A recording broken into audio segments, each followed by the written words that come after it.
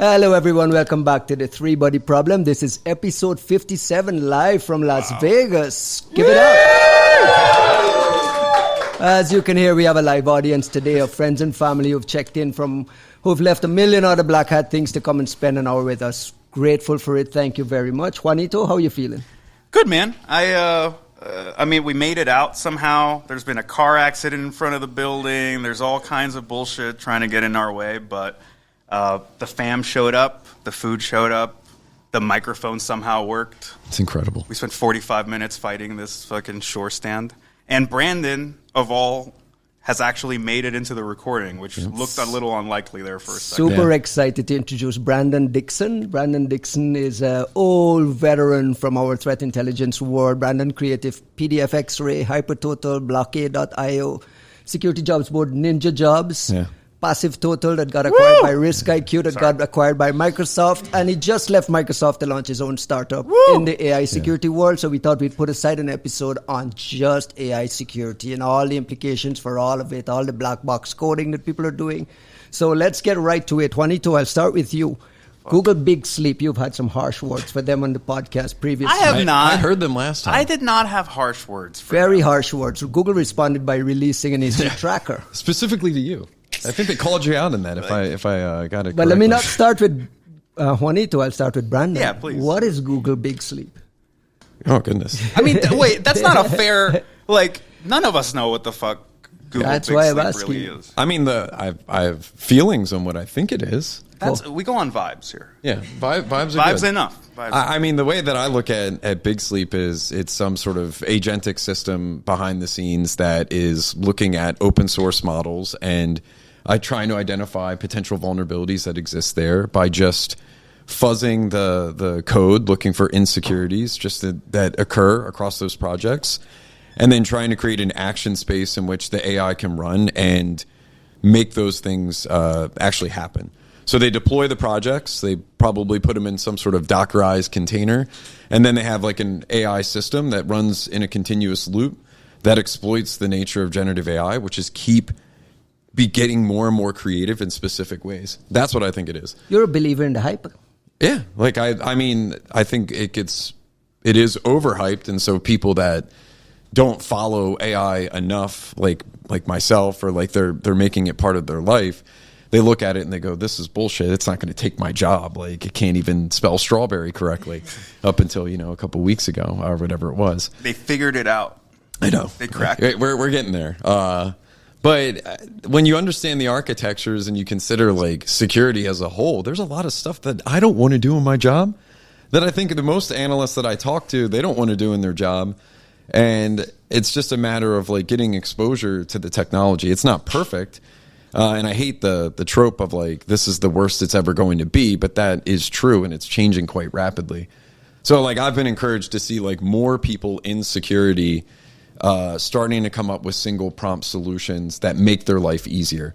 Like summarize all this vulnerability intelligence. Like, I mean, even the topics here are summarized by like O3 Mini, right? Or O3. Why are you letting Don't this fucking out tell about? people You're how not we do supposed to it. we do this shit. We've been preparing for days. Yeah, of course. That's what we all do. Like, this is how you scale, right? Yeah. You scale and you do things by using AI in creative ways. So I think you got to pick and choose the use cases, but I'm a huge believer. I think it's interesting to kind of talk about that as an optional thing. I actually want to discuss this on different terms in that I think we got used to cybersecurity as a fun little project, as like a cool thing we bolted on. And if you think about it, especially being on the eaves of DEF CON, right? Like stun hacking and all these like, look how we figured out a way to break into this like niche little thing you've never heard of that does this cool thing. In many ways, I think is sort of ode to our human limitations and the fact that this is it has been an intractable problem. It's like there's no part of cybersecurity. I mean, I'm probably going to get squashed out on this one, but like I don't think there's a part of cybersecurity that we can look at and be like, we've got this. Like we've got this so down that it's no longer a concern. Like we've kind of closed this one off and we're on to the next problem. Yeah, we don't have enough time. Well, we don't. How many open source libraries are there? So Poll in the audience here. I don't know. yeah, guys. Anybody keeping count? I mean, it's got to be crazy, right? And so, and variations on each one, and someone's cute little fork on whatever. I think, look, to that point, and this is something that came up with Dave Eitel, Aardvark presentation, which we refer to all the time, and most people didn't get to see it because it was in private. But I'm giving Dave shit because I'm trying to get him. I'm like, come to LabsCon, come tell people. He's like, I'm too busy. Dave is so cool. Dave is just he still has the daily Dave list, and I love he's Yes. like one of the few people that posts on it, and then you get additional folks there, but I love the way that he thinks. It's incredible. I'm glad he's there. I'm glad those are the moments when I look at OpenAI and I'm like, okay, we can definitely because I believe in them on the model end of things, but believing in them on the security or finance or medical patent side of things, okay, well, what gives you that validity? But I think, the point being with this presentation, he basically introduced this idea that as they were looking at this with Aardvark, they could essentially set a steady state of error introduction through the commits. It was something I keep quoting this and probably misquoting it, but it was something along the lines of 1.9% of commits were introducing some kind of error or vulnerability or whatever. And Dave, please correct me if I'm misquoting this, but if you think about it essentially as a steady state of entropy that's being introduced into all these code bases, it means that there's things that are not being maintained are likely in some ways, less subject to this kind of runaway state of the introduction of entropy into the code.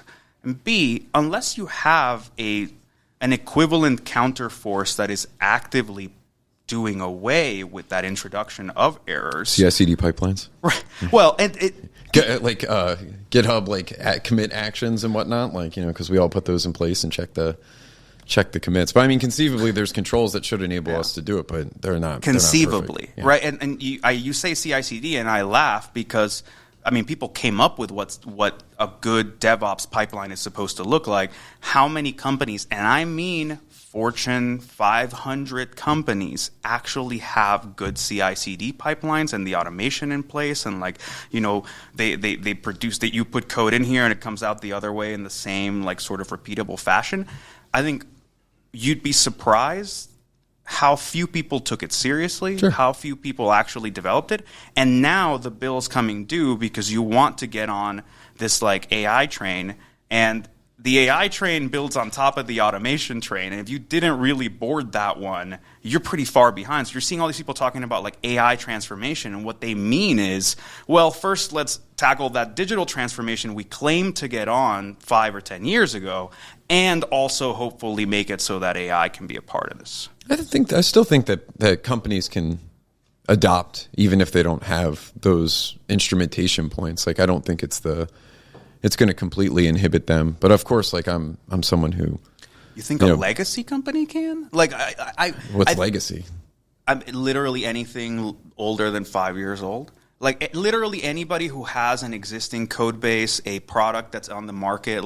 I do think this is one of those situations where startups, starting fresh, you're way further ahead than literally any existing company, no matter what resources they have.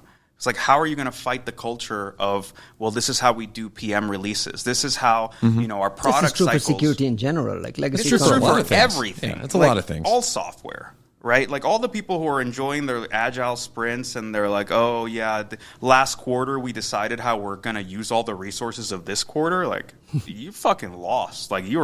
You are so fucking lost. Well, here, let's back the train up for a second. So Big Sleep, hypothetically, it's a Google system that's capable of finding vulnerabilities in code and then issuing patches or helping get patches in place.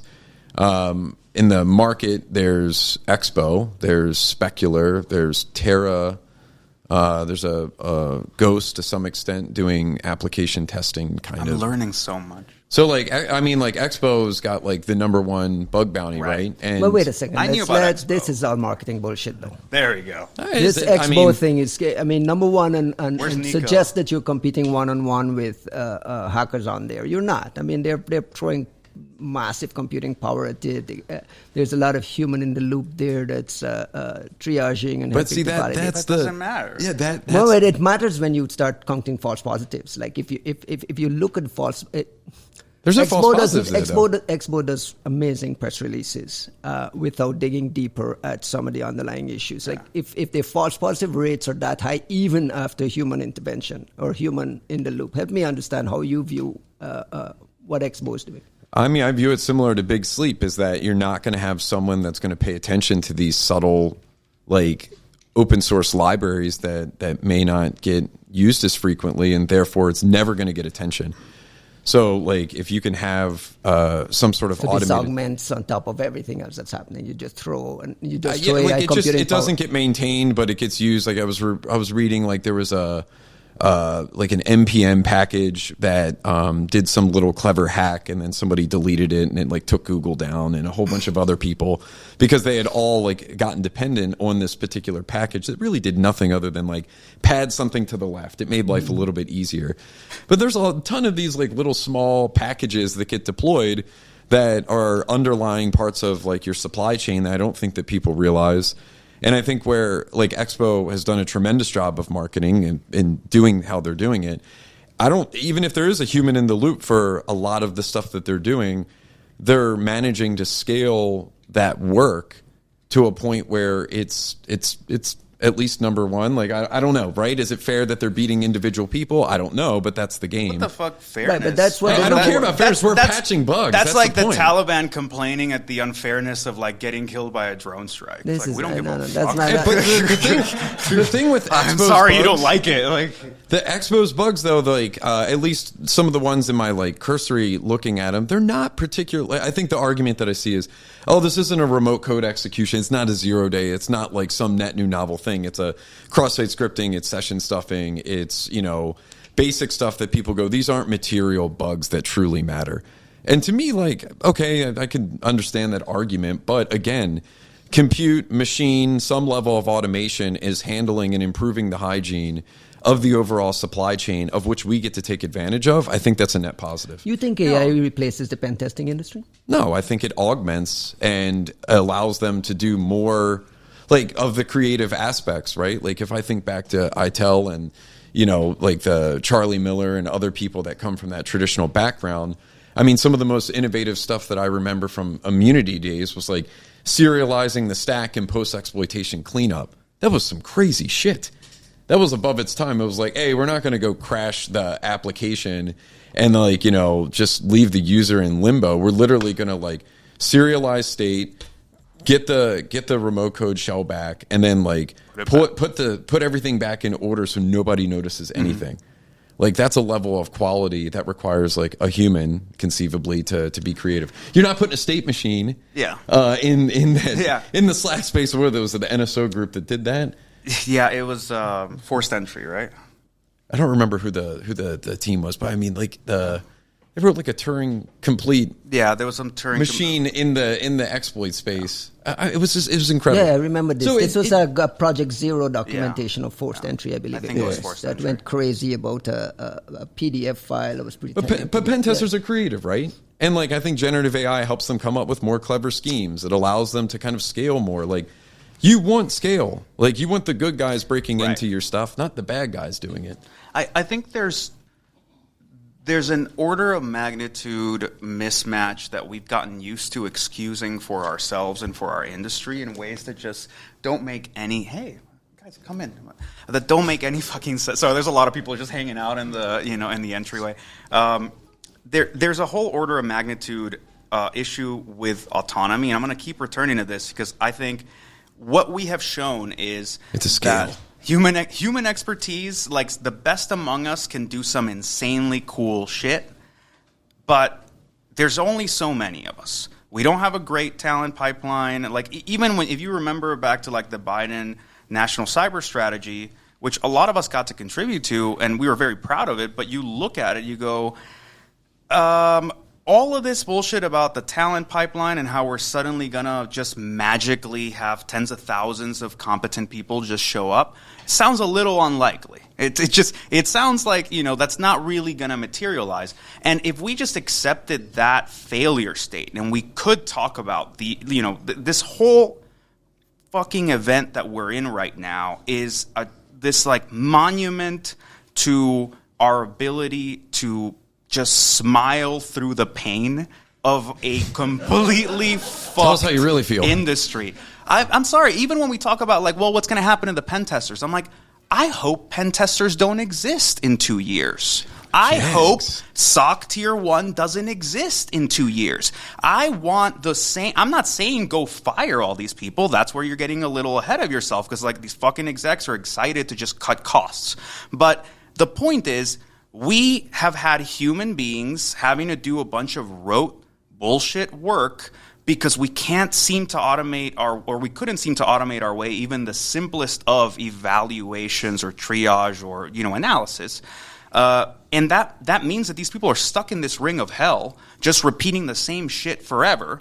So why not have some agentic system that frees those people from tier 1 SOC and moves them up to tier 2, moves them up to tier 3. The point being, it's not like we had the right amount of people to take on the entirety of the work that needed to be done. We had the people we had, and we did the amount of work we could get to. And that's not cybersecurity succeeding or having repeatable things or having metrics or having a sense of the completeness of the project and how well we're performing. We're just saying look, we're doing our fucking best. And we're like, that's fine. Thank you for making it this far. Our best never solved the problem. So if you're telling me that I can now make any one of these people do 10 times as much, okay, cool. How much more of the problem can we approach, and how much better can I make their lives in the process? See, the part of this too is I think we often focus on the experts.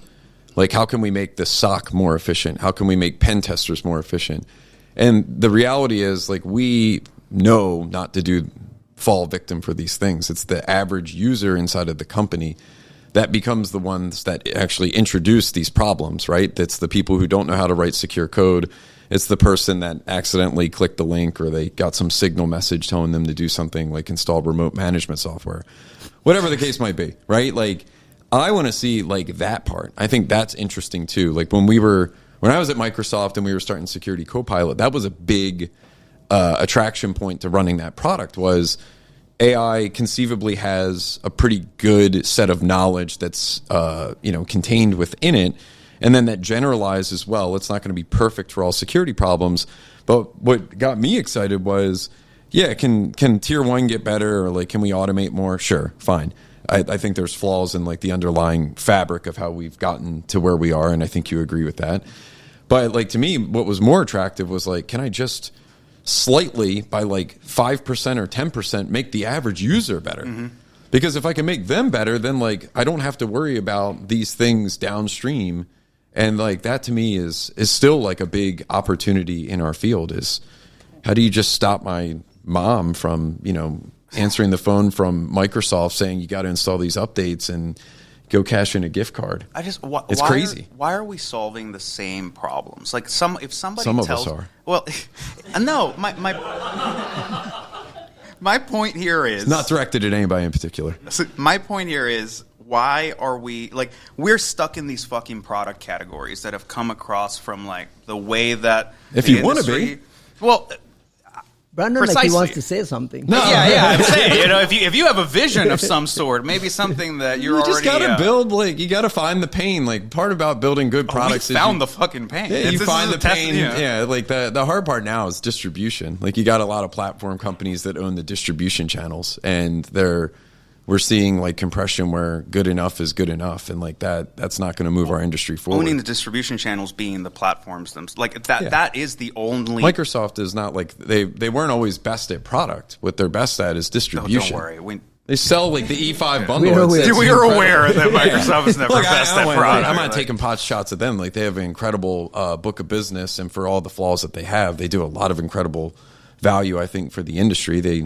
some could argue that it's their fault why we have bugs, whatever. But I don't. I think that feels a little unfair. Fair, right? I think it's a little much. It's not only their fault. Yeah, I mean, that place is like an orgasm. And everyone else. Palo and CrowdStrike, like we've gotten, like I think you're seeing the industry mature to some degree. You got some giants that are evolving. Innovation can still take place, but a lot of consolidations occur. But it's innovation. If when we say innovation, even in how we're talking about applying this stuff with AI, like when we say innovation, what we mean is like not getting outside of the box. It's just pressing as close to the edge of the box as possible. Like how can I improve the efficiency of solving the problem that is the problem we created 10 years ago? Instead of going, well, why do we have the problem at all? Like, let me ask you something, and maybe this speaks to the excitement in this AI side of things, and also the lack of discernment of the people that are doing the vibe coding. But why the fuck is everybody vibe coding everything from scratch over and over again? What happened to universal libraries? What happened to us saying, one person figured out how to do this well, that problem is solved, I'm going to build on top of them? Why does every asshole who wants to start a website need to create everything from zero on up? And I say that because that's the curse of generalized computing. It was amazing that we got to Turing machines and Turing completeness, and you can have a thing that can basically do any program you want to run, you throw at it, it'll do. And we've really stretched what that means. But like the rejection of the iPad and iOS and whatever as a lockdown, walled garden. Well, Brandon mentioned his mom. Is there a rejection in it? Well, I think like there. It. It's a pain in the ass to develop in. But it's a pain in the ass to develop in, and it's a pain in the ass for power users. But to your point about your mom, like we got my late grandmother an iPad at like 80 some years old, and all of a sudden the woman could watch stuff on YouTube, and and there was no I got a call from Microsoft, right? Doesn't exist. But also, why do we need every device to do everything? And I would turn that on its head and say, why does everyone need to develop everything from scratch? I think there's startups that are trying to tackle that, right? Like Versal is trying to come up with like common components on the front end, composable architectures. I think a lot of what you see out of models from code generation are coming from things like React. So they're arguably. So that's why they're shit. I mean, I don't like the JavaScript frameworks, Nobody but I'm also like, well, they work. They can be well if you're trained in it. I'm just old school in that way. I move faster in the controlling things more directly, and that's not in JavaScript. But we digress. It's predictable because it makes sense. No, somehow. There's a whole event sourcing models and front ends that allow you to replay events, and it's like this event-driven architecture, which are incredible, by the way. If you do any development. I can see why it's useful. It's if you don't know it, it looks deeply complex and it's a real pain in the ass. But in the models, you have they're pulling from what they've been trained on, right? So arguably that's the problem. Sorry. Okay. I'm not trying to problematize this. I think the whole vibe coding thing is great. I think it's awesome. I'm taking advantage of it. Everyone should be taking advantage of it. I am, however, even think of it from if we got away from individual users and we thought of this as human token throughput. We have companies that are making money on the token consumption. So they just want you to roll it over and over and over 10 million times.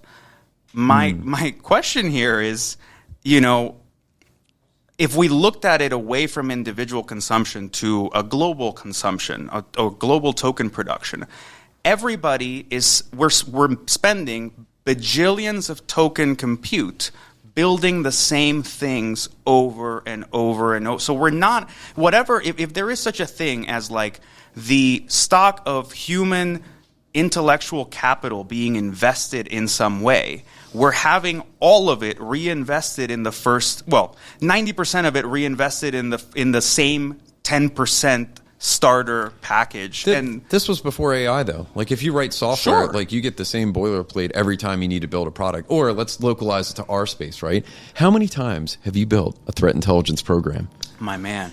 How many times? Can we go in and do the same thing, right? How many people in this room are rebuilding PassiveTotal? God, please, someone, bring it back. It's we'll never forgive Microsoft for that one. Yeah, I did everything I could. Where is PassiveTotal now? Where does it live? Damn. Defender Threat Intelligence lives now in Defender XDR, and I think they gave it away.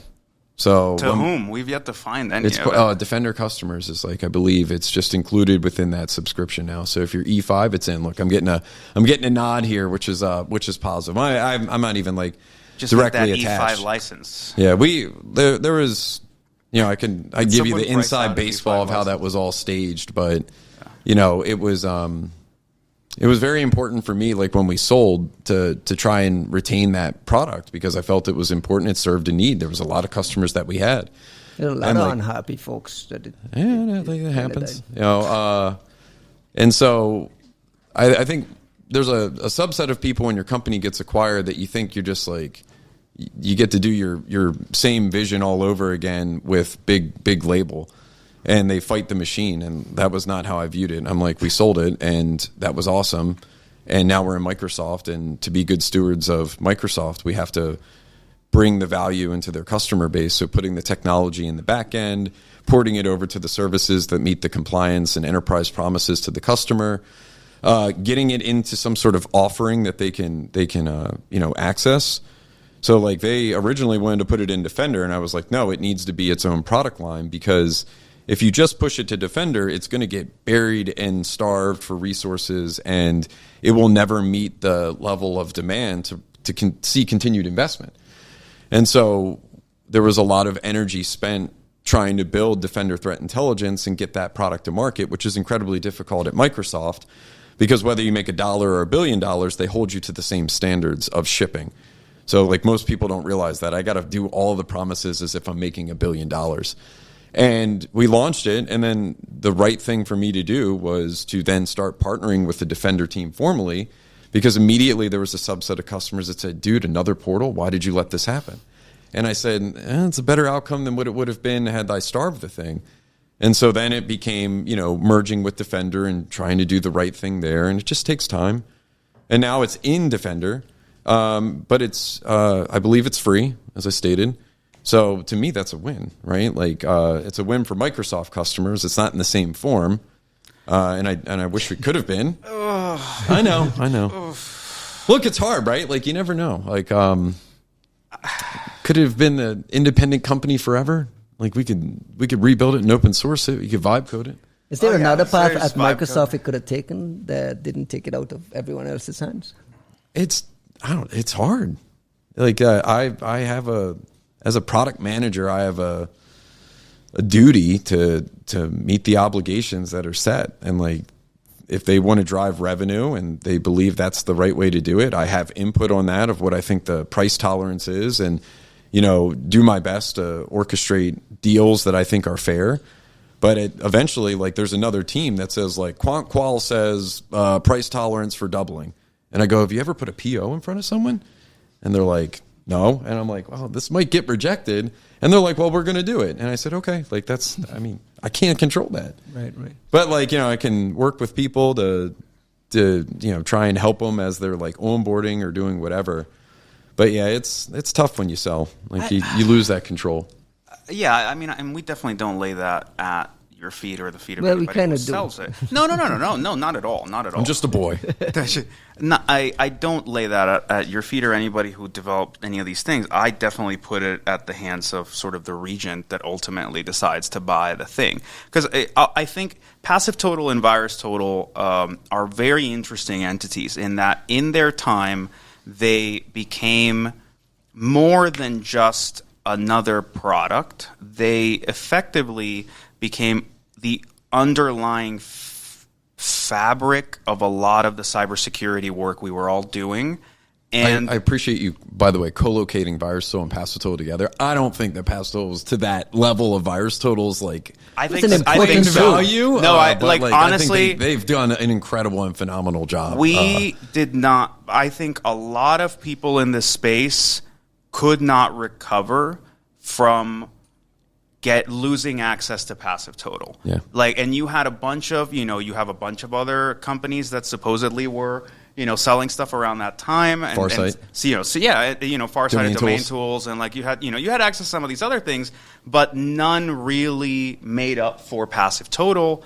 And I think that's where you get a lot of that frustration with Microsoft, which is a frustration that has taken other shapes, but similarly with Google, where it's like, I'm glad they decided to pick this thing up and understood its value for their cybersecurity ecosystem, but they both kind of misunderstand the importance of these specific enclaves for the rest of the cybersecurity industry. So to me, it's kind of funny, and I think it's going to come off as shitty, but I hang the death or the lack of availability of PassiveTotal around Microsoft's neck as something that I weigh any of their security claims against. As in, like, we are so invested in security, we care so fucking much about security. Let me We're trying to help everybody Let me in comment security. here. Thoughts and praise for everybody. Thoughts and praise. Is the SFI a real thing or is it a PR thing?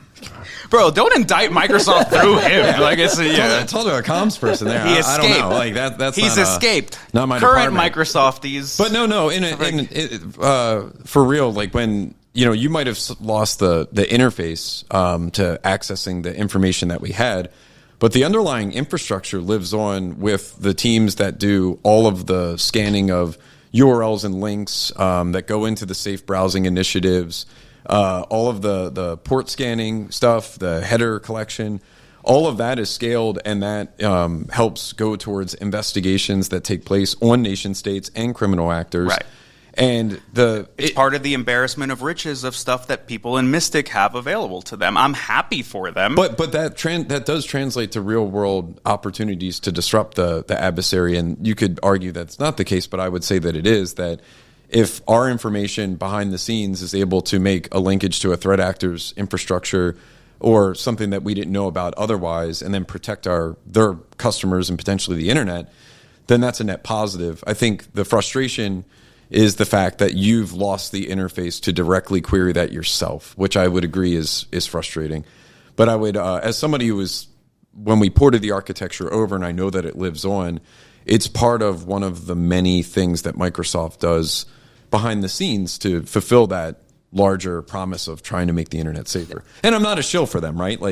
But I think big companies get bad raps because they're big companies, but I've seen the inner workings and they do a decent job. No, I do not doubt that Microsoft is doing great things with the stuff that they've picked up. I'm happy for them, and obviously we stand the work that Mystic does, and they're doing great shit with what they've got, and I'm happy that it continues to live on and feeds the thing. My point here is there's really no reason that it needs to be either or. If you've decided that this isn't a worthwhile revenue stream for you, it isn't a worthwhile whatever, cool. But where is the interest from both Microsoft and Google to go, well, the cybersecurity space is fairly anemic. There's few people trying to do a whole lot of very important work. Yes, we decided to buy VirusTotal, PassiveTotal, Zynamics, and a bunch of other shit and create these unbelievable capabilities only for ourselves. It wouldn't kill us to create a portal of some sort for some of these community people. It wouldn't kill us to have a nominal fee. Yeah, exactly. And that's my point. There was a decision that it wasn't worth the trouble to keep feeding the industry in a way that doesn't blunt your competitive advantage. There are efforts. I don't want to. I want to make sure I'm not countering every point with the other point, but. There are efforts that they've done to try and do that. Collective defense is one of them. The community part of it, in particular, it wasn't a lack of appetite. There was a lot of interest in it. It was the organic nature of products as they grow, year after year, get more and more complex and more bloated. And making a simple change, I want to add a button and 6 months or something, and I'm daring. How is this possible that we get there? That's a burn it to the ground moment. And I'm not saying that was an exact sort of issue, but when you design a system that's around a particular like authentication pattern, like user roles and all these things, it's very difficult to then introduce an entire new paradigm without substantial changes to the underlying interfaces. And at some point somebody goes, I don't know if this crosses the bar because it's going to be potentially so disruptive to our customers, to everything else. We don't want to introduce vulnerabilities or screw ups. That it's a lot more than just like they're not interested. It's complex, but I think it's worth.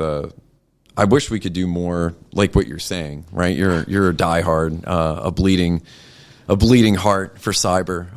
Yeah, well, that's awful. It's good. We need people like That's that, right? You awful want to people that want to consider. do the mission. Otherwise, like, why are we here? I just don't like the fucking platitudes, and it comes from a genuine place of like obsessive anger. Like I am. You are angry when I listen to this. I am extremely so as a compulsive tab browser. You have to open every single tab. Otherwise, I don't know.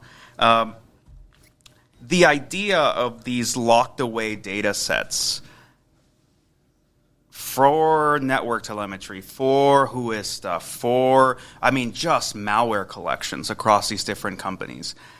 The fact that these things are initially treated as proprietary, competitive advantage style intellectual property, which it should not be. It's not theirs. But fine, you were the one to collect. I'll give it to you, and you're paying the fees for storing it. I'll give you that. It's totally theirs. Other than the malware, I will disagree. But I agree. Like, you're generating all your network telemetry stuff. It's yours. Somewhere there's a legal document that a customer has checkmarked and made the calculated decision that they understand it's theirs. No, I understand that. Let me be more specific, right? Let's focus on malware collections. Sure. These are literally components that were developed by malicious actors and dropped into customer environments. And apart from the narrow set of things where some kind of customer whatever is embedded in a file, in most cases for executables and whatnot, it's a fairly bullshit thing to say, this is the Microsoft malware collection, the Google malware collection, the whomever malware collection, and there's no way that we should be providing this to each other and making this accessible.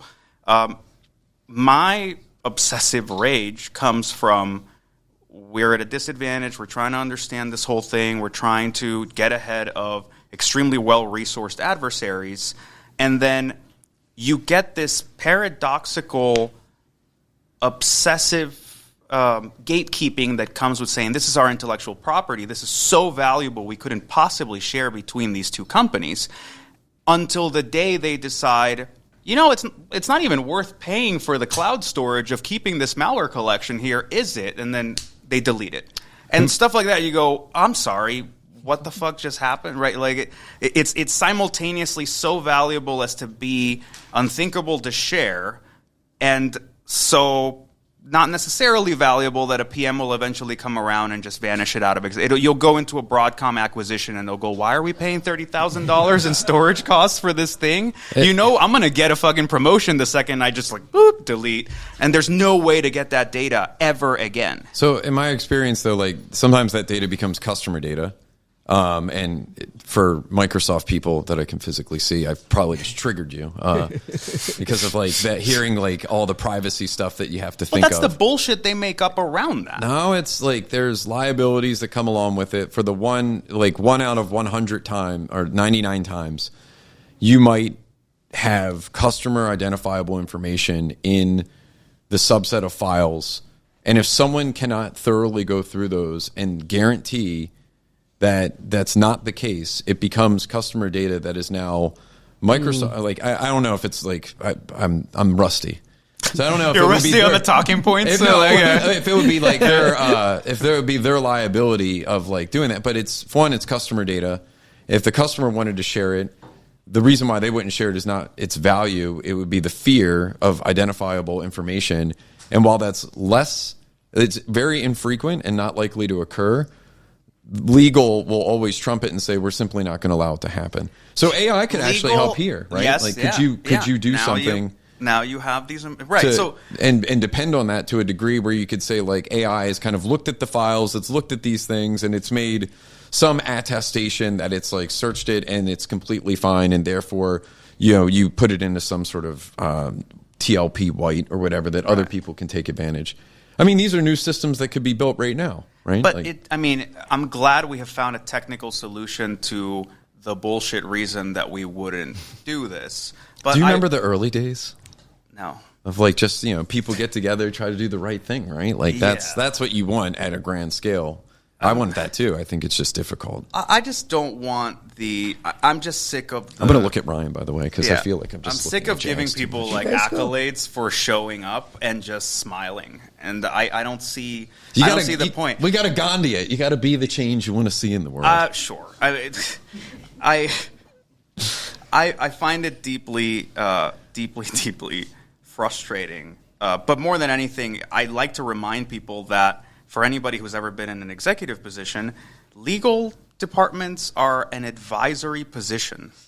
They advise on risk. Yeah, and what we're seeing is the lack of leadership that comes with there being no one in these publicly traded companies who feels comfortable enough going, thank you so much, lawyers. We appreciate your input. Now get the fuck out of the room because we're not going to stop all of these trains and all of this legitimate benefit that we can get for the potential of a 1 in 100 maybe exposure of a sort of kind of possibly sensitive thing to a maybe kind of upset sort of customer. And some of the realities that you guys have to deal with when you're taking these things into consideration. He doesn't work there anymore. Yeah, I know. We finally get somebody to kind of give us a peek behind the curtain of what happened. We spend a lot of time on Brad this Smith podcast is gonna just come hang out smashing any day Microsoft. now. It's good to get someone who's been on the inside and big companies are complex, right? Like, I mean, it's by design. It's obvious that's not even by design. It's just an organism. Like, it's incredible the scale in which work gets done. I've never worked at a place before that. At the other end of 9 months of product development, you press a button and it's literally global. Like in every language, in every market, and like anybody can buy it, and like thousands of people know how to sell it and they know what to say, and they like press a button and it turns on and money just flows. Like it's crazy. Like it's awesome to see that scale. But then, like, once you're in that level of scale, you realize, like, holy cow, like, it's not necessarily any individual decision maker that stops a bad idea or a good idea from happening. It's the machinery that's operating at scale. Like, I mean, I would liken it to the government. Like, if you worked in the government, people get drowned out by bureaucracy. They think it's, like, it's exhausting. Sometimes the bureaucracy's there for a reason. Sometimes it's way too far. But, like, individuals can make an impact in those larger companies, but it comes at the cost of their ability to stay there because they burn out. Right. So I don't know. I just like once you're in those machines, like it's you gain some perspective. That was like one of the attractive bits of going there was it was cool to see like how a company of that scale functions, and it's awesome.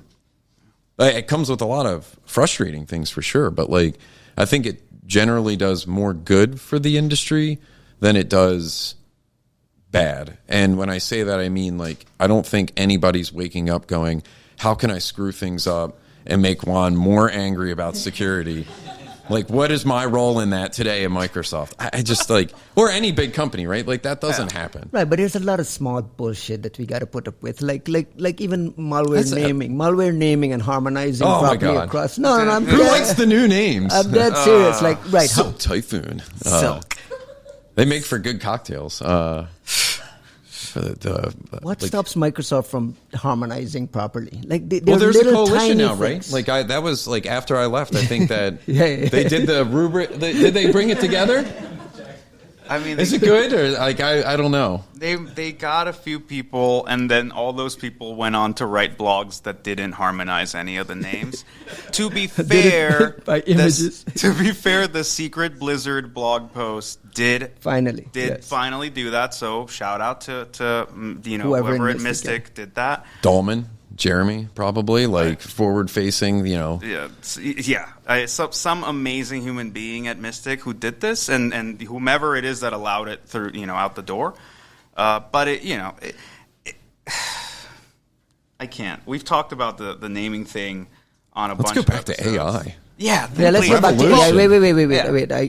I want to close the loop on Big Sleep. Let's finish shitting on Microsoft. Juan, you were extremely tough on the whole No, Big I Sleep. wasn't. Big Sleep rollout. No, I wasn't. I was listening. I was. Even John Hultquist actually tweeted John. about your rant against his thing. I was talking to John about it. The question to you is, the details in this, you tracker change your mind at all? Or is this something that you see as groundbreaking? Is there anything there that impresses you? No, wait, okay.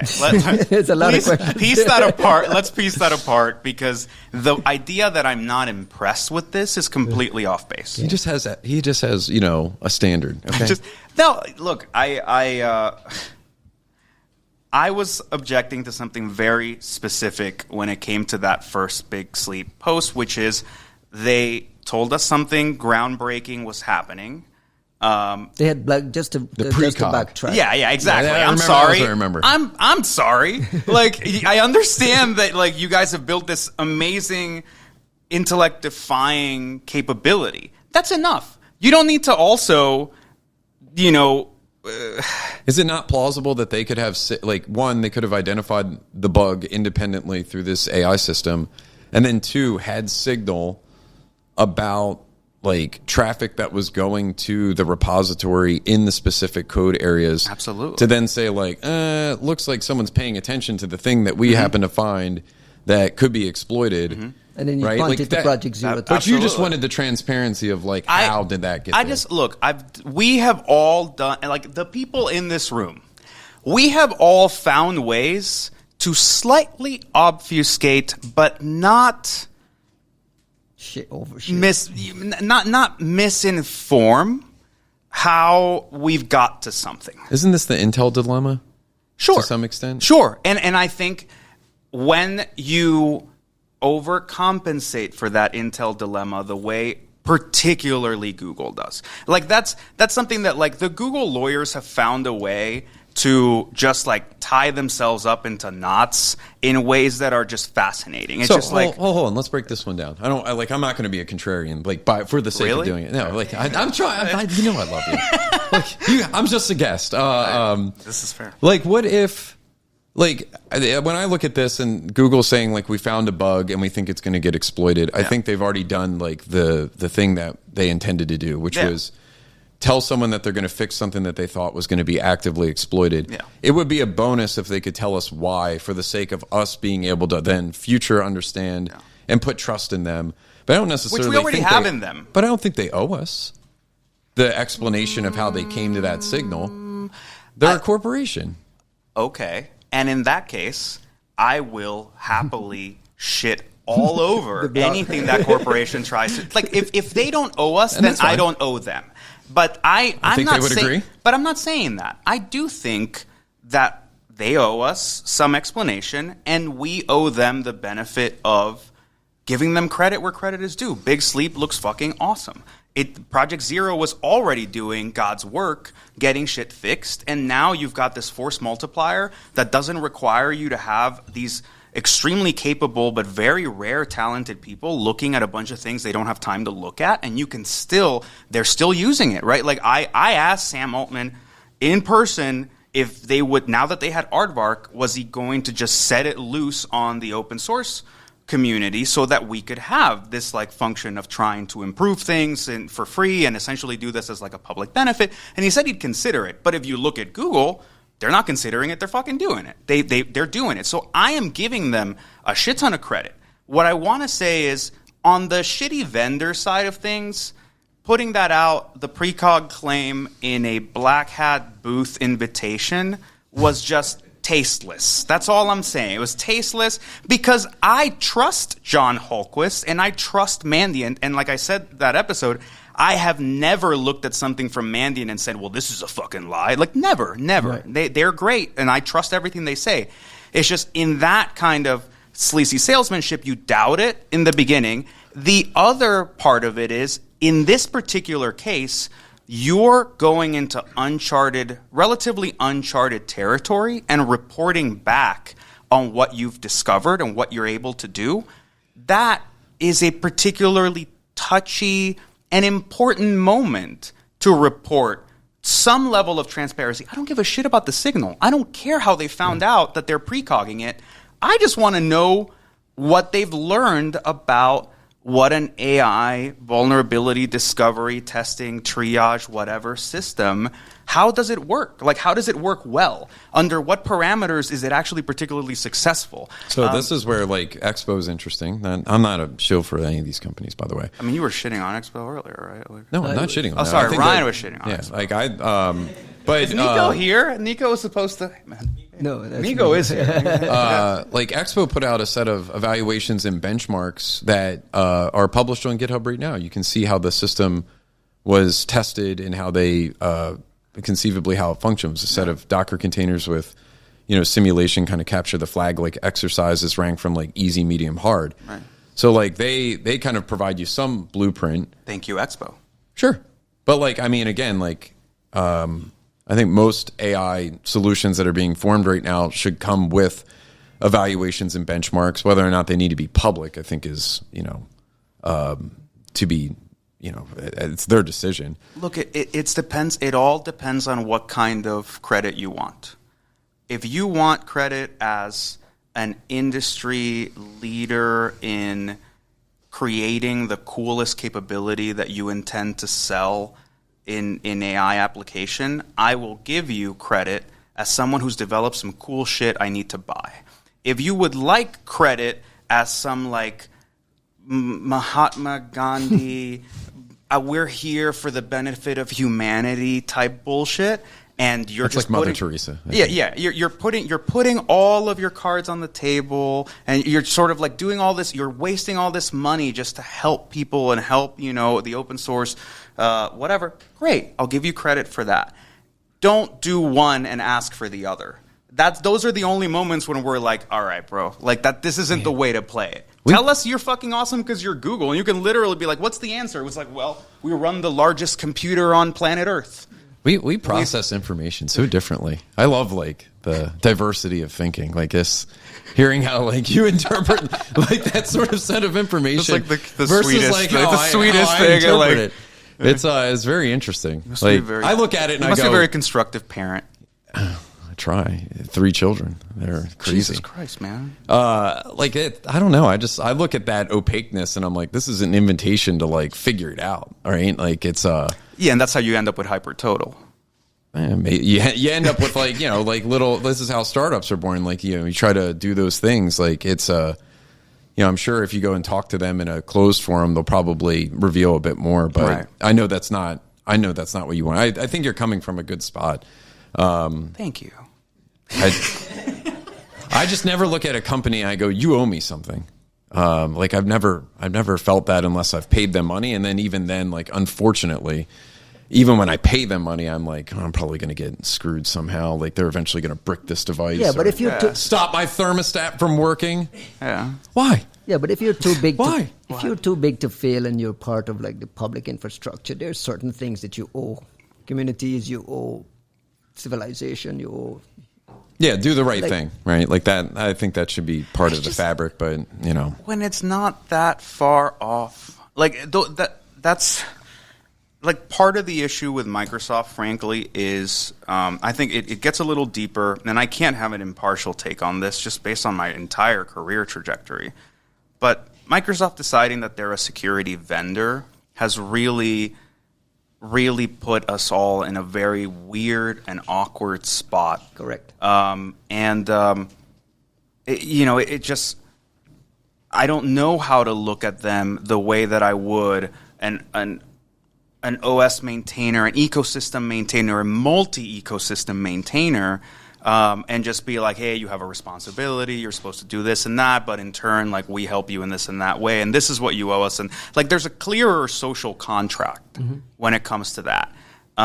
It's not that clear when now we go, well, how much of the security shortcomings, failures, bad habits, perverse incentives are a result of the nature of being an ecosystem or a multi-ecosystem maintainer and just trying your best, and how many of these are the typical curse of vertical integration, which is the reason that you have antitrust legislation, or you used to have antitrust legislation, which is to say, like, yeah, if you sell us the cure to the problem that arises from you also owning the other thing, to what extent do you start to create the problem in order to sell us the cure? And it's, again, not saying anything nefarious about Microsoft in particular. I don't think that Microsoft is sitting around thinking about how to screw us, but they're definitely putting a lot more energy into how to make money, which is part of what they're supposed to do. Over their security revenue, and they take victory laps around it.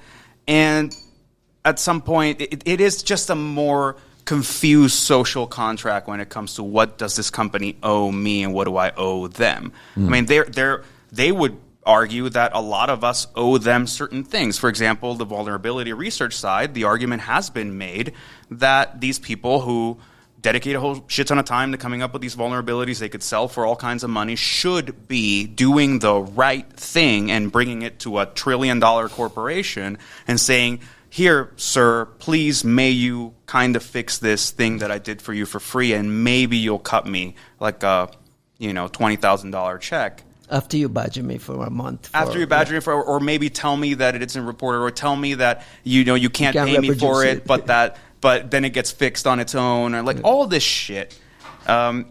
Where there's these imbalances because of the image you're trying to project as a certain kind of company. And the same thing applies to Google in a strange way, because Google has a conception of itself as that plucky startup, quirky, with all these like Crayola colors and their little bikes and like, oh, how fucking cute we are. It's like, you motherfuckers have been here for 20. I've never thought of Google this way. Have you been to campus? It's like a community college that just kind of got a little quirky to try to bring in different kinds of folks.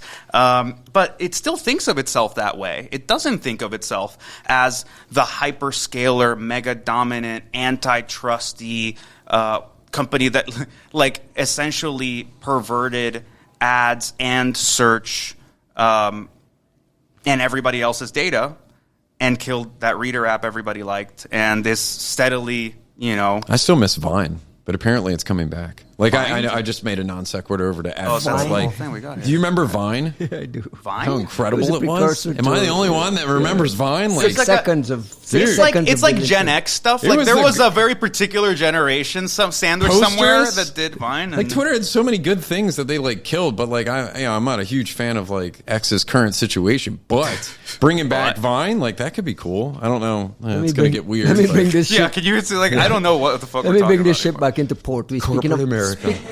Speaking of Microsoft, today we got news from Microsoft. Yeah, it's like about Project IRE, IRE, cool, which is an autonomous system being used to classify software without assistance, a step forward in cybersecurity and malware detection. There's a prototype that automates what is considered a gold standard, blah, blah, blah, blah, blah, a lot of PR.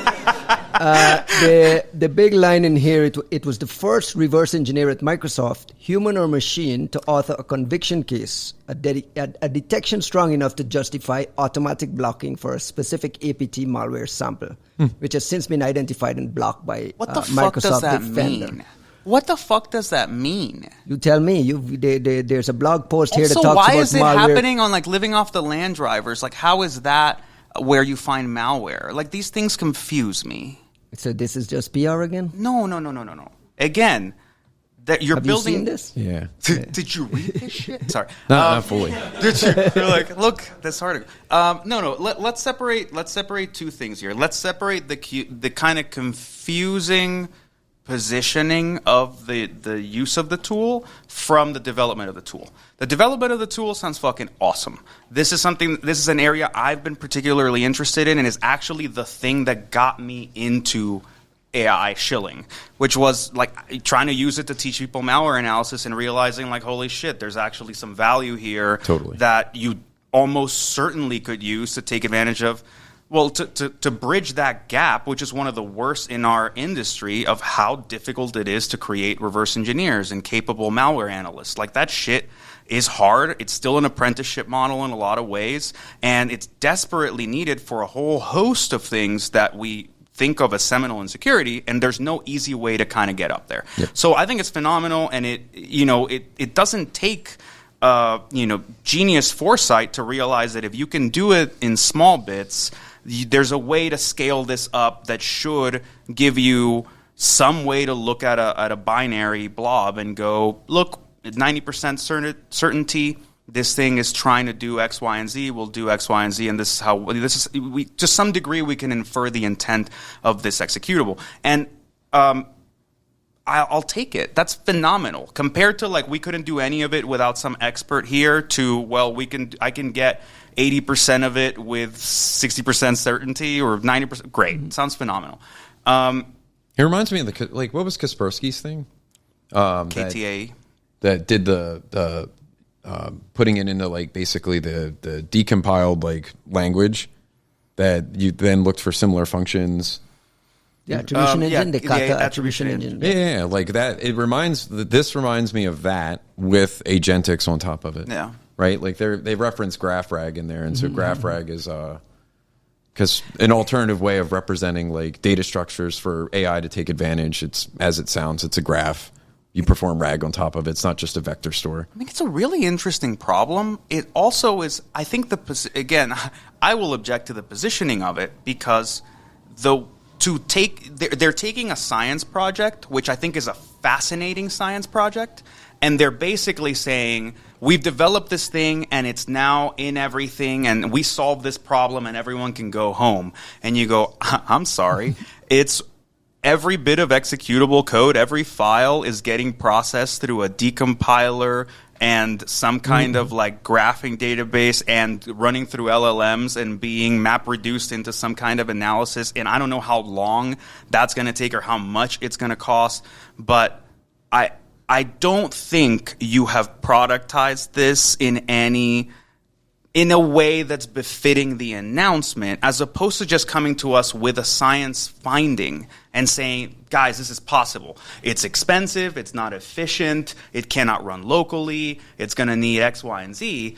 but it's possible. Like, we got there, now let's figure out how to make it cheap, let's figure out how to make it accessible, let's figure out how to make it half localized, let's figure out what part of like the common library of applications we could just analyze one time and then make available to everybody else, right? Like the DLLs and all this shit that's repeatable.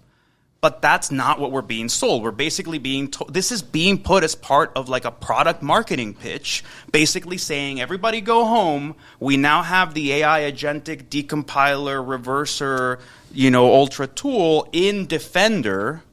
So it's all good. Don't buy anybody else's product. Wasn't there was like a paper with it, right? Like a research paper? There is a research paper. Yeah, there's a research paper that came with it. And then like they kind of push it partially in the Defender. I'm sure it has like a preview tag or something. It also doesn't. So sorry, I need to go through the research paper, but I mean like the plan is based on the early success project. Our prototype will be leveraged inside Defender organization as binary analyzer for so they're just framing where they believe it's going to go. It may not go for everything, but like it might be a subset. But no way it'll go for everything. Like that. They scale a lot. Well, that's stuff. True. I mean, and your reverse engineering comes in multiple flavors, right? There's static analysis, there's dynamic analysis, like there's the decompilation in Geardra and like other areas and grooming those. I don't know if it's going to handle every foreseeable piece of it. They might take certain high fidelity malware, run it through the instrumentation, put it in GraphRag, call it a day. Yeah. Like, so it's, I don't know. I get excited by the technology side of this. I like these big companies are spending a lot of money to work and drive up these projects. Like, I mean, that was part of what I did before I left, was like, which projects are very interesting? What do we think could pay off and potentially make its way to our product? But like, it was cool because if they allow you to write a research paper, then other people now know that this sort of thing is possible. I've seen a couple folks using like Deirdre and creating videos where they have like an MCP server hooked up to it. So I think that's gaining popularity, but hopefully the reach of something like this gets people who are like yourself, who are animated and they want to see change, to then go like, man, I'm going to go write my own thing. Yeah. And they don't necessarily have to rely on a big corporation to do it.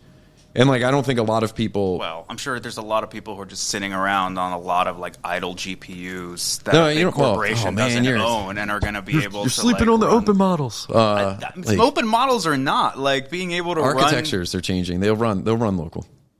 You should run them on your laptop. No, I do that. I do it already. I'm just saying what it takes to take one binary, run it through Ghidra, have representations in assembly and C, and then you're run a much smaller scale. All of that shit through an LLM. I'll give it to you. And that's to the point of the whole corporation thing. Again, I don't hate corporations, and I'm glad there's people that can scale shit. We need that. There are things that I think we should consider kind of like part of the common space that we should be contributing to openly and benefiting from evenly. Like Google Safe Browsing, there should be like or like the Safe Browsing Initiative, there should be like a known malware initiative, right? Like that. Does that even exist? Someone should push for that. I mean, right? Because I think everybody collaborates on like VirusTotal is the closest thing you got to it, right? But then like the money and they've killed the community component. Did they?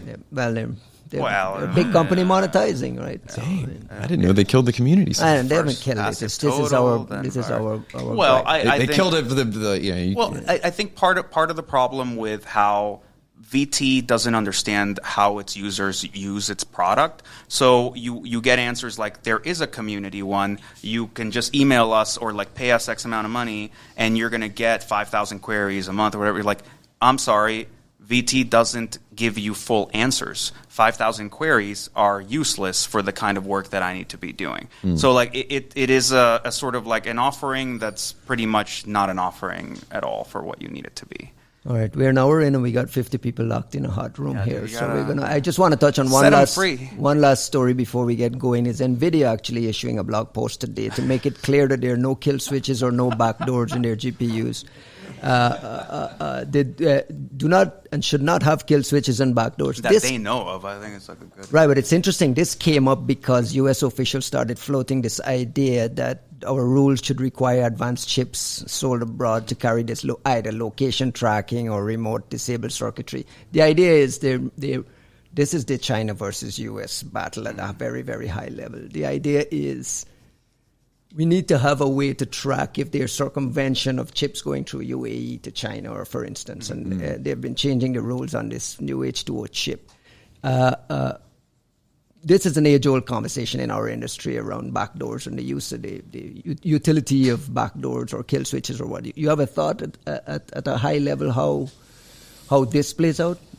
Or is this just geopolitical negotiating at a... I don't know. I don't have too much opinions on this one. Things keep changing back and forth, right? Like, are they allowed to get the chips? Are they not? Like, what's the class of things that they can do? It's kind of went back and forth. So we have an AI cybersecurity executive, an AI executive order that basically talks about just kind of wrapping up US-based technologies for use. Yeah, the proliferation, right? The proliferation, or non-proliferation strategy. This feels this kind of putting kill switches. It feels very much like we're going away from that. Is this even real? Yeah, I don't what the fuck kind of kill switches are we even talking? Like, to me, when I first the Chinese came out and said that this was how this entire thing started. After there was talk of these rules. Yeah, but the first time I heard about this, my assumption was, who in China just figured out how to make dope GPUs, and they're trying to be like, it's time to buy Chinese. Trademark. Yeah, they're like, it's time to buy Chinese-made H1000s. Fuck NVIDIA. They're not, like, they have backdoors in them, right? Like, to me, this was a question of somebody, like, we see this happening in China every once in a while. I wish Dakota was here to keep me honest. But where you'll once like a national champion or local alternative is ready to go, all of a sudden you start to see this like anti-American, anti-foreign discussions around these components. Before it wasn't a big deal. When we're learning how to make them and we want the business to come to China, the minute somebody's ready to go to sell you their own version of, an H1000, it's a Y1000, then all of a sudden, the foreignness is a problem. And that was my assumption. And if that's the case, we have a whole different conversation to have about like, yeah, your stupid play about like, we're just going to keep the hardware away from you, which was not really all that doable, doesn't account for the fact that you can essentially just rent these shits on the internet from somebody else and run workloads. Like nobody's stopping someone from like going to, DigitalOcean's like GPU farm subsidiary. CoreWeave. Yeah. Every company, man, it's beautiful. I've been doing this for 2.5 years. Like I like the stock. Right? I like the AI stock. I think China's clearly benefited from some level of constraints with the frontier labs and the open source models that they put out. DeepSeek, R1, Kimi K2, the Quen team. Like when you look at some of the design decisions at an architecture level that they've made, it was to optimize to specific hardware that they had. Right. And somewhat like, I know that there was like this argument of like, they really actually had more than what they were supposed to, and they got them like secretly shipped from somewhere. I don't know, right? Like I can't attest to that, but I can attest to the architectural decisions that they made in how the specific GPUs they were using to allow them to communicate with each other were optimized for a different set of GPUs. And that constraint allowed them to come up with a more creative way to solve that problem. Mm-hmm. And it's like, I think it's been a net positive for the industry, because up until that DeepSeek moment, you didn't have chain of thought reasoning that was being published. Right. And what people don't realize with chain of thought is it's basically the traces behind the scenes of how the AI is coming to its conclusion. And when you're doing reinforcement learning, you're looking at reinforcement learning training on the chain of thought, the traces themselves. So they become important. And the reason why you didn't see them is because if people have access to them, they can basically train on that, and they could start taking smaller models and training them on those traces to make them more powerful and capable. To then you don't need to necessarily use the frontier models. So DeepSeek came by and they're like, YOLO, like we're going to put this out, and it comes with the traces, and like we distilled off a big model. Like there was panic. There was panic here. And we did an entire emergency episode on DeepSeek. Dude, I saw, I was like, man, this is like, as somebody who likes the technology, and I was like, gets out of the geopolitical stuff at times, I'm like, this is awesome. Right. And then like you had like the Quen team that came out. Like, they've just been doing a lot of interesting stuff. Like the open source side of it is doing a tremendous amount of work that people don't pay attention to because they get so caught up in the benchmarks of the frontier models. But multi-group attention, KB cache optimizations, GRPO, like as a policy method, like the Chinese did that. You got smaller groups that are doing like quantizing of models, so they're taking them from big form factors and they're distilling from the large model into smaller models so that you can run them locally.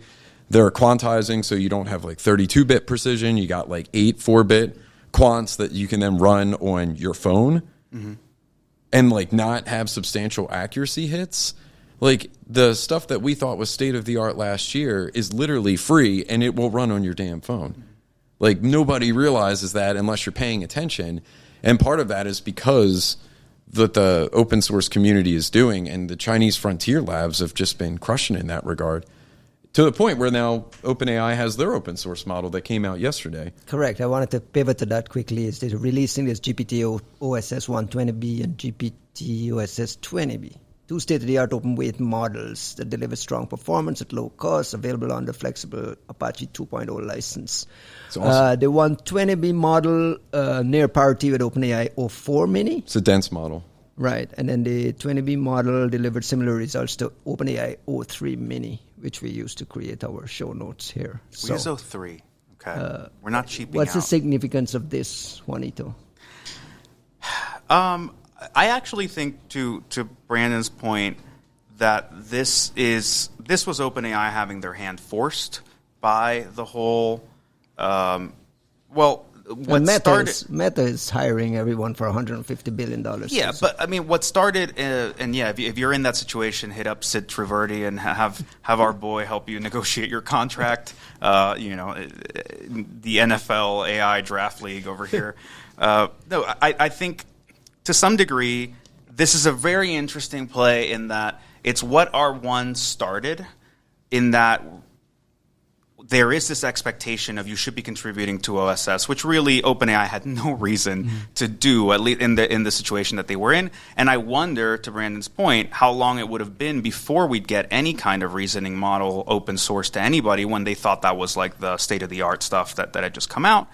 I love seeing it. I'm happy to see it. I'm glad that it's out. I haven't gotten to test it. I downloaded it right before coming, but I haven't gotten to use it. It's honestly more of a triumph for the French. Like there is France is trying to become sort of like the hyperscaler for Europe that will, you have things like Mistral and like all these initiatives that say, we don't really need to be the ones creating the models. We just need to be the ones kind of hosting European-friendly AI. And there's they're making models. Yeah, no, Like I mean, mixtures. they absolutely are. But I think part of that essentially is to say that there are, like, the Europeans are going to be they seem to be so far the driving force behind this expectation of contribution to OSS, to open source. I don't know that otherwise you get the same kind of legitimizing of the need to contribute. Like, yeah, Meta's been open sourcing their shit, well, at first unwillingly, but like leaning into it for years now. And nobody was looking at OpenAI going, well, Meta did it. Why haven't you open sourced your extremely expensive, difficult to come by proprietary IP? But now that is a thing where like we're actually looking at these things expecting them to do it. Like Google had stuff out there. Meta had stuff out there. Mixtral had stuff. Yeah. And then like Hugging Face has thousands of models, right? Like that people are hosting. So, I think it's a net positive. I don't know who's going to be running the 120 billion parameter dense model. Like that feels like an odd flex, similar to Llama, like trying to put out some of their behemoth model and the ones that scale up higher. It's not going to run on certain hardware. But the more exciting one is the 20 billion mixture of experts model that can conceivably run on not like prosumer is what I'll call it. Like it's going to take 16 gigs of memory. Yeah, it's reasonable. But like, I mean, I don't know. I haven't looked at the benchmarks, but like when I saw their benchmarks, they were benchmarking against their own capability. They weren't benchmarking against Kimi K2 and like. That's what happens when you're the leader, bro. You just measure yourself against yourself. Yeah, but like Usain Bolt is just like breaking his own record, bro. Well, like it would be interesting to see someone surely has like broken that down, but it's yet another option that's available conceivably for free that's open, right? Like they're a commercial entity. It's their choice. Like, but I think like if anything, they're a little late to the game because there's been so much cool stuff that's come out since February, and it's been like fun to follow how it goes. But again, from a more neutral perspective, everybody benefits, right? Like, I'm glad it's out. Like, it's there's zero criticism. There is zero criticism. Like, I'm glad it's out. I hope it works well. I haven't gotten to play with it. I want to see more like good reasoning models. I'm also really curious to see. Like, I'm assuming the traces are there because, like, OpenAI has been particularly obscurantist about what's going on in sort of their chain of thought models for a while, where you didn't get the exact bits of like what exactly is the model sort of doing. Yeah, I think they changed. If I recall, they changed that when DeepSeek came out. They then started doing more of the public chain of thought, and I think Google was doing the same. Oh. And the net benefit there is like then. There's a subset of people that then use like Open Router to take their problem and go to all of the models, right? Like Claude, Gemini, everything. And then they synthesize the super answer. And in that regard, like if they have the chain of thought in the APIs, which I don't know if they necessarily do it, but that becomes an additional source of telemetry that can be very useful. So like when you're mining for answers and you get them back and then you get a super answer, net positive. If you're training models and all of a sudden you have chain of thought from a variety of different sources, now you have different ways in which like they reason through the problems. And like those become like, if you could take traces from all of them and then use that in your training data, you get a much more diverse like super model. So like that's all net positive, like seeing this stuff come out from my perspective. And the second it comes out, it's like fun just to see how's it doing, like the little local benchmarks I have, like how fast is it? What's the time to first token? You know, how much does it melt my little baby GPU on my MacBook? But yeah, it's cool. If I walk around the Black Hat show floor here, everyone is doing a flavor of AI of something. Either an existing product has some chat or some interface bolted on and calling it AI. From your perspective, Brandon, you've seen and heard everything. What excites you the most? What is the most impressive bit of innovation you're seeing around cybersecurity, AI solving cybersecurity problems? Is there like an area where you see agentic going that makes the most sense? What is exciting you? I mean, I think what's the statement, the general statement that I would make, and this is like a plug for the tech operators who did like the market map. Like I have my own little market map. I was trying to track these companies early on last year when it was like emerging spaces. The tech operators, like it was a venture capitalist group, they do investments, but they offered a way for people to like volunteer, like companies that they had in AI and self-select a category. So they have a landscape. There's probably about 160 or so companies that are on there. And the categories, you know, that I think are interesting are the AI for SOC. Like as much as I want the SOC to, you know, potentially go away in the long run, like I don't think it's the ultimate form that we need to be in. Mm-hmm. I am excited by the opportunity that AI can bring to those particular problems. I get excited by the code vulnerability fixing and like the being able to push into the CI/CD pipeline, to get more into the IDE to like conjure up secure code development from the start, so you're not vibe coding garbage. That's an interesting space. I like the offensive security space because there was a point in time where doing pen testing was sought after as like the ultimate job of like, how can I do that? And then it got regulated to a checkbox, and then it got turned into a services thing, and then like no one did creative stuff anymore unless it was like Bishop Fox or a couple other boutique providers. And so like the old school folks like still existed, but it just wasn't as accessible. So if AI can help, you know, bring those capabilities back and otherwise drop the cost of doing more boutique pen testing, I really think that's exciting. But like I look at all of those companies on the list, and I think there's a lot of people that say, oh man, these are going to fail or they're bullshit and they shouldn't exist. All right, fine. But someone's staking their reputation and someone's capital, and that cost of capital might be cheap, but it's still, you don't build a company for free. It takes effort. And like you can argue, you know, some people are horrible at it. Some people are great at it. Some people should never do it. But like, I like it because those are people that, you know, are trying to be innovative in some form. They're channeling the inner rage that they have that like, I think I can solve this problem better. So it's a non-answer, but I would say like all of those, it's like 100, 120 companies. Go look at them all. I thought that 7AI was cool. Because they were going after like a really big kind of approach. It was former Cyber Reason guys, so they got a track record. I liked Drop Zone and what Edward's doing because it was all extra hot people. So they kind of like came outside, an outside perspective. I liked what Pixie was doing in terms of going into like the code vulnerability analysis. I like XBOW for the offensive security side.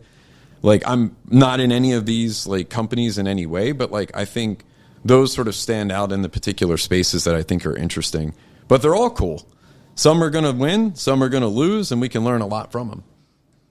We got a few minutes for some questions from the audience. If anybody's got anything to throw at Brandon or Juanito, feel free to throw it out.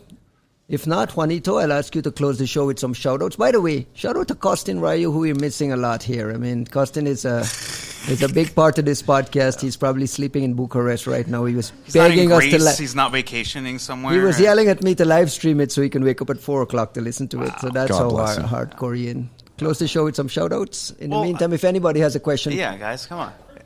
What are your thoughts on the evolution of AI technology and overall from the neural network LLM world that we live in now to a more neurosymbolic yeah, buddy. model kind of thing? I think they're going to repeat the question for the mic. what are your thoughts on AI, evolving from neural nets and like deep learning era of like 2019 to generative AI models coming out to more advancements where you put neurosymbolic infrastructure into those large language model systems? Like, what does the future look like? Is it? I mean, like, there's a couple writings around neurosymbolic systems. So, like, the ability to have like code interpreters as tools, to have like ways of emphatically checking something like from a description language perspective. I think those are going to it's already happening, right? Like it's very obvious that like this is already occurring where you're starting to get exploration. I like Google DeepMind and their perspective because they hedge a lot. They have diffusion models. They have generative models. They have like Alpha Evolve. They have AlphaGo. They're trying to bring in like Monte Carlo tree search and like bring those things in to intelligently enumerate search space to make it such that generative systems can help in that way.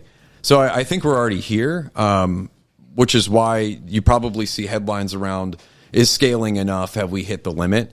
And like that, the counter there is like, anytime I see like, are we done? Like, no, we're not done. It's like 2.5 years and we've barely scratched the surface of what's been put out there. So like neurosymbolic architectures are, I think, going to merge with language models. I'm not an AI expert. I don't know what the hell I'm talking about. No, Really? I just like it. So, but like, there's a lot of people that know more about it than I do, but that is going to be the pathway because you can't just have complete non-deterministic systems like running wild, right? So what you guys said earlier, I felt a little unfair on XBOW to be like, well, look at the amount of false positives. It's like, it's a stochastic system. I did not say that. It's a stochastic system, right? Like to Sean Heelan's point about using O3 to find 0 days, you're like, well, 7 out of 100 runs finds a vuln. It's like, I'll fucking take it. I'll absolutely take it. Well, inference costs will come down. It's going to get cheaper, right? Yeah. Like, you could use these open models. Like, there's other ways of doing it. Like, people are sleeping on the fact that you don't need bigger, better models. You don't need a bunch of hardware. Like, for now you do. But, like, where you're seeing innovation take place is in the architectural changes of the models. So, optimizations to KV cache, mixture of experts, multi-group detention. These are things that are not GPU hardware specific. They are changes to the architecture that allow inference to be done in different ways. And you're seeing alternative models to transformers come out too. Like Mamba is a different architecture that has, I'm not going to get into it, but there's a lot of that. And that's what makes it so exciting. Like, people in the press focus on generative. They're like stuck to that message. But there's still so much other cool stuff that's happening that's really worth exploring. And there's not enough people exploring it, which is why these salaries are crazy right now. You just got to be curious. You don't got to be a genius. You just got to like turn like 3 levers and that someone else didn't turn. It's a great way to end it. Juan, to close the show with some shout-outs quickly. I mean, first of all, shout out to all the folks that showed up here. Thank you so much. Folks have been here in a hot room just hanging out with us. Thank you to BINARLY, of course, for putting this shindig together, Alex Matrosov and team. And of course, Brandon, thank you for coming out. Thanks for having me. Stasis. I thought Microsoft would have PR trained him, and it would have been difficult. No, I told you they wouldn't kill. They wouldn't crush his spirit. I don't think they could. I didn't say anything bad. They did. He spent 2 years, bro. Yeah, the stock is crazy right now. I was like 570 the other day. The earnings, dude. The earnings is incredible. It's just cloud capital building on itself. But in that sense, shout out to all the folks who are taking the risk to start some of these new shops. It is actually really exciting. I think there was a cooling of the industry for a bit where we were all kind of disappointed and just upset not seeing, like, you were seeing layoffs and all this stuff, but you wouldn't necessarily see companies pop up to to meet certain needs, and it's cool to see that kind of changing. And I think it takes a lot of gall and belief to go into such an uncertain space and decide to take some money and try to make some shit happen when you don't know how the tech's going to evolve. You don't know how the costs are going to evolve. You don't even know what the market categories will look like after all this. And you have these like mega behemoths that can just sneeze and like destroy you. I think it takes, amazing mettle to do that. So especially to the folks in cybersecurity who are leaving cushy jobs or not trying to like get back into the mega giants and are instead trying something new. That's fucking phenomenal. We need to bring, like, AI is a huge thing people need to figure out what to do with, but we also need to figure out how to make it useful per industry, and cybersecurity in particular is in a place of dire need for this level of, like, order of magnitude improvement and autonomy. So I hope, those folks do well. You look at folks like XBOW and Dreadnought and a lot of our friends that are just like just going into the dark, sort of trying to figure this stuff out. I wish them all the best. Very nice words. Again, just to underline what you said, thanks. My thanks on behalf of the Three Body Problem to Alex Matrosov and BINARLY for helping us put this together. Thank you, guys. It's been incredible. My thanks to all the friends and happy faces, friends and family here who came out to hang out. Appreciate you guys. And with that, catch you next week. Peace. Thanks, guys.